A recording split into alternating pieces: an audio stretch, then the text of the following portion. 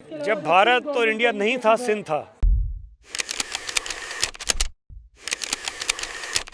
Sindh culture day की मुनासबत से रंगारंग तक़रीबात का आगाज़ हो चुका है। शहर भर की तरह आज मैरीटाइम म्यूज़ियम में भी रंगारंग तकरीब मुनक़िद की गई। इस 3 रोज़ा तकरीब में फैमिली फेस्टिवल का इनेकाद किया गया है, जिसमें न सिर्फ सिंधी सकाफ़त को उजागर करते स्टॉल्स बल्कि खाने और इसके साथ साथ दीगर सरगर्मियाँ भी जारी, जिसमें बच्चे बड़े सभी शानदार अंदाज में इंजॉय करते हुए नज़र आ रहे हैं। शुरा मौसम मौजूद है, इनसे बात करते हैं। बताइएगा इस सिंध कल्चर डे को किस तरह से एंजॉय किया? बहुत इंजॉय कर रही हूँ। हालांकि मैं खुद सिंधी हूँ तो मुझे बहुत अच्छा लग रहा है कि हमारा जो सिंध कल्चर है वो प्रमोट हो रहा है और सिंधी काफ़ी मतलब आ रहे हैं देखने, बच्चे नौजवान सब इंजॉय कर रहे हैं, तो हमें भी बहुत अच्छा लग रहा है। और जो कल्चर मतलब सिंध की जो चीज़ें हैं, ज़्यादातर टोपी अजरक जिसको मैंने वेयर किया हुआ है, तो ये भी मुझे बहुत अच्छा लग रहा है। वैसे मैं खुद भी सिंधी हूँ, तो मुझे बहुत खुशी होती है कि साल में एक दिन ही हमारा होता है, लेकिन इस दिन को भी सारे सिंधी मिलके इतने अच्छे तरीके से मनाते हैं कि पंजाबी, बलोची, कोई भी कास्ट हो, वो सब भी हमारे कल्चर को एंजॉय करते हैं। तो यहाँ पे जितनी भी ऑडियंस है उसमें सिर्फ सिंधी नहीं है, पूरे पाकिस्तान की आवाम है। बहुत अच्छा लग रहा है और ऐसी प्रमोशन, ऐसे ओकेजन्स होने चाहिए कराची में। अब यही चीज़ें तो रह गई कराची के अंदर, और बाकी तो और कहीं एक्टिविटी कुछ है नहीं कराची के अंदर। तो हमें बहुत अच्छा लगा। पोर्ट ग्रैंड में भी लगा था, हम लोग वहाँ भी गए थे और हमने वहाँ से भी सिंध कल्चर डे के इसके सूट लिए सिंधी, बहुत अच्छे थे। बहुत अच्छा लगता है, बहुत यूनिक है। सबसे अच्छी चीज़ बात यह है कि सब मिलकर एक साथ बैठकर इवेंट को एंजॉय करते हैं। और मुझे सिंध सखावत में बहुत जो है ना मीन्स के सबको देखकर उसके सूट बहुत अच्छे लगते हैं। अभी मैंने हैंडीक्राफ्ट के सूट भी लिए हैं सिंधी, तो पहनकर बहुत अच्छे लगते हैं। हालांकि मैं खुद महाजर हूँ, सिंधी नहीं हूँ, लेकिन मुझे फिर भी सिंधी सूट्स बहुत ज़्यादा अच्छे लगते हैं। हम सिंध में रहने वाले हैं, ऑफ कोर्स सिंधी तो हैं, लेकिन ये है कि सिंध ऐसे इवेंट्स होने चाहिए, हर साल होने चाहिए। बिल्कुल। अस्सलाम वालेकुम जी। Sindh culture day family food festival presents by national foods and hosted by TCN इस वक्त पाकिस्तान मैरीटाइम म्यूज़ियम का अरसास कराची में जारी हो सारी है। 5, 6 और 7 दिसंबर को ये इवेंट हो रहा है। तमाम लोग इसको अटेंड कर सकते हैं क्योंकि ये सिंध के लोगों के लिए है, सिंध की धरती के लिए है।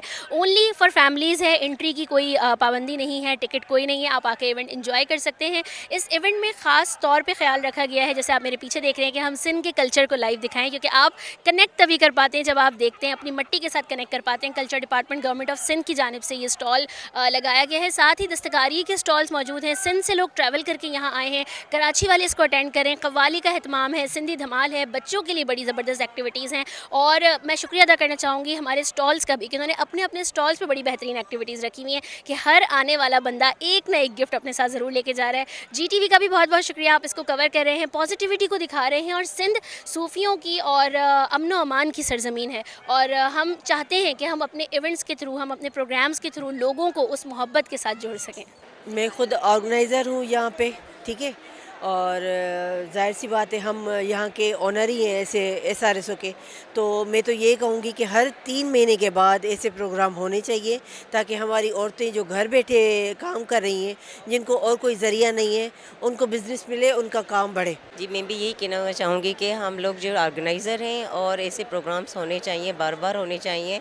इवन हम लोग जो है सक्खर से लेके कराची, इस्लामाबाद तक जा रहे हैं, लेकिन हम लोगों की कोशिश यही है अभी कि हम बाहर जाके ये जो है प्रोग्राम करें, ताकि उन लोगों को ज़्यादा से ज़्यादा बिज़नेस मिले। ख़वातीन का काम बहुत अच्छा है और माशाल्लाह बहुत इम्प्रूवमेंट है। हमने इम्प्रूवमेंट देखी है, और सिर्फ अप्रैल नहीं है, दूसरे प्रोडक्ट्स भी हैं जिसमें बहुत ज़्यादा ख़ास तौर पे बास्केटरी है या क्लचेज़ हैं, दूसरी चीज़ें हैं, फैब्रिक भी है। बहुत अच्छी बात है कि हमने देखा है कि बनाना वेस्ट से जो कपड़ा बनता है उस पर उन्होंने वॉल हैंगिंग्स बनाई हैं। वैसे वो ऐसे कपड़ा भी मौजूद है, तो इनोवेशन का भी एक कॉन्सेप्ट है। तो मेरे ख्याल में ओवरऑल इज़ वेरी नाइस। मैं तो इस इदारे की चेयरपर्सन हूँ, तो इस लिहाज से ये इनकी 17वीं एग्ज़िबिशन है, और ये बहुत ही खुशी की बात है कि ये औरतों की प्रमोशन, एम्पावरमेंट का एक ज़रिया है। क्राफ्ट्स आपको पता है सारी दुनिया में किसी न किसी तरह से प्रमोट किए जाते हैं, तो ये मुसलसल इनको प्रमोट करते हैं। SRSO का इसमें ख़ुद कोई किसी किस्म का कोई कंपोनेंट वो लोग रखते नहीं हैं। जो भी कमाते हैं ये कंसर्न औरतों को मिल जाता है, तो ये उनकी इकोनॉमिक एम्पावरमेंट भी है, इनकम्स भी उनको मिल जाते हैं। रूरल इकॉनमी और पेरी अर्बन इकॉनमी पे भी इसका इम्पैक्ट आता है। कल्चर को भी एक तरीके से प्रमोट किया जाता है, और ये एग्ज़िबिशंस लाहौर में भी होती हैं, इस्लामाबाद में भी होती हैं, दूसरी जगहों पे भी होती हैं। तो इसको जहाँ जहाँ ये जाएं लोगों को इसको सपोर्ट करना चाहिए, जो उनकी पसंद की चीज़ें हैं उसको ख़रीदें और अपना इनपुट दें, और जो अर्बन और रूरल इकोनॉमी है उसका एक तरीके से मर्जर होता है। जब भी विमेन की कोई चीज़ होती है तो I am always very excited to see कि क्या काम हो रहा है।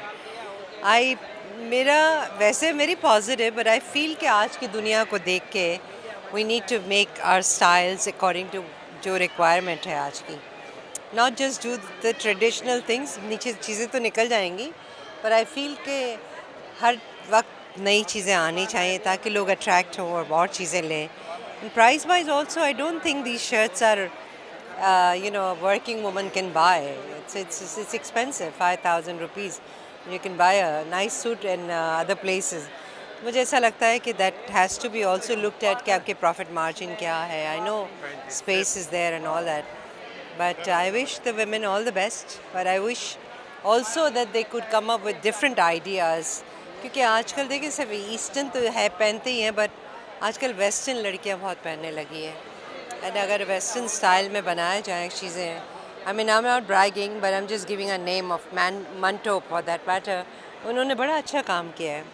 So follow some good people in the life and move on, जहाँ पर आप बेहतर से बेहतर काम कर सकते हैं। And traditional and yet western, क्योंकि पाकिस्तान काफ़ी वेस्टर्न की तरफ जा रहा है। I am not talking about middle women class to middle age to older, but youngsters जो है वो they're happy to wear. I mean, अगर इसी में शर्ट बनी भी होती, पैंट्स बनी भी होती, you would have sold like anything. देखिए ये एक सालाना इवेंट है यहाँ, और हर साल इस तरह का इवेंट लगता है, Sindhi culture day and food festival.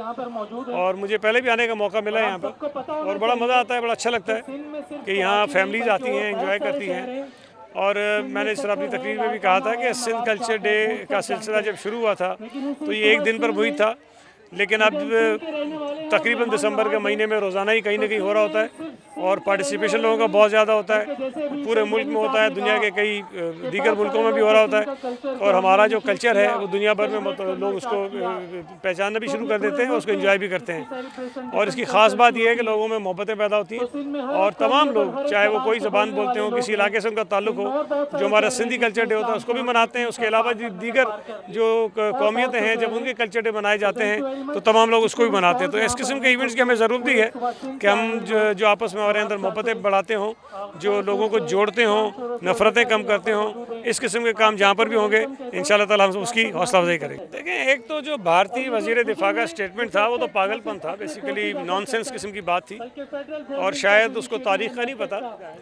जब भारत और इंडिया नहीं था, सिंध था, तो ऐसा नहीं है कि सिंध कोई भारत से बना है। भारत जिन इलाकों में है, बहुत सारे ऐसे इलाके जो आज भारत का हिस्सा हैं, वो सिंध का हिस्सा रहे हैं। सिंध कभी भी भारत का हिस्सा नहीं था। वो अलग बात है कि जब ये यहाँ बरतानवी राज कायम हुआ तो उस वक्त एक उनकी तसल्लुत ज़रूर था, लेकिन ये शायद जो तारीख़ है उसको पता नहीं था। बहरहाल उसमें भड़कबारी उसकी वजह है इसलिए कि भारतीय कौम इस वक्त जो है ना बहुत डिमोरलाइज है, इसलिए कि जो मारे का हक़ में उनको इबरतनाक शिकस्त हुई है, पूरी दुनिया के सामने वो रुसवा हैं और उनकी कौम बहुत मायूस है। तो उसको मायूसी निकालने के लिए इस किस्म की बातें उनके जो पॉलिटिशियन से कभी कभी कर लेते हैं, लेकिन मैं समझता हूँ कि उसे हमें ज़्यादा अहमियत देने की ज़रूरत नहीं है। बाकी जो कल्चर डे है सिंध का, वो हुकूमत सिंध तो मनाती ही रहती है, और हमारा कल्चर डिपार्टमेंट सिर्फ कोई एक महीने में नहीं, पूरा साल मुख्तलिफ इवेंट्स इसके होते रहते हैं जिसमें सिंध की सकाफत को उजागर किया जाता है। बल्कि अभी कुछ दिन पहले ही कराची में सिंध क्राफ्ट फेस्टिवल हुआ था, और उसमें अच्छी बात यह है कि सिर्फ सूबा सिंध नहीं बल्कि पंजाब से, केपी से, बलूचिस्तान से भी लोग वहाँ पर आए थे। उन्होंने अपने स्टॉल्स लगाए और वहाँ का जो कल्चर था उसकी भी वहाँ पर पजीराई लोगों ने काफ़ी की। तो सिंध हुकूमत ना सिर्फ सूबा सिंध के कल्चर को उजागर कर रही है, बल्कि हम दीगर सूबों को भी ये मौका फराहम करते हैं कि वो सूबा सिंध में आएँ, और हमारे ही मुल्क का वो कल्चर है, हमारे ही सूबों का वो कल्चर है, वहाँ पर भी आकर उसको वो एंटरटेन करें लोगों को। हम हर साल ये इवेंट करवाते हैं, TCN वगैरह जो है ये इवेंट लॉन्च लॉन्च करता है, मरियम शहरियार इसको कर रहे होते हैं। बहुत अच्छा इवेंट है। इसमें सबसे अच्छी चीज़ ये कि हर चीज़ जो सकाफत से रिलेटेड है ना वो आपको यहाँ मिलेगी। ज़रूर आइए, एंजॉय कीजिए। Thank you so much. यकीनी तौर पर सिंधी सकाफत को उजागर करने का ये तरीका है। मेरे अक़ब में मेरे कैमरामैन आपको दिखाएं तो ये खूबसूरत स्टॉल्स पर सजी खूबसूरत चीज़ें जिन पर दस्तकारी और सिंधी सकाफत के रंग के साथ साथ सिंध में रहने वाले लोगों का हुनर भी जो है वो हमें आयान नज़र आता है। और यही सिंधी सकाफत के रंग हैं जो अब पूरे सिंध की तरह कराची में भी बिखरते हुए हमें नज़र आएंगे। और इसका जो रंगारंग तकरीबात का सिलसिला है वो अगले 2 रोज़ तक जारी रहेगा।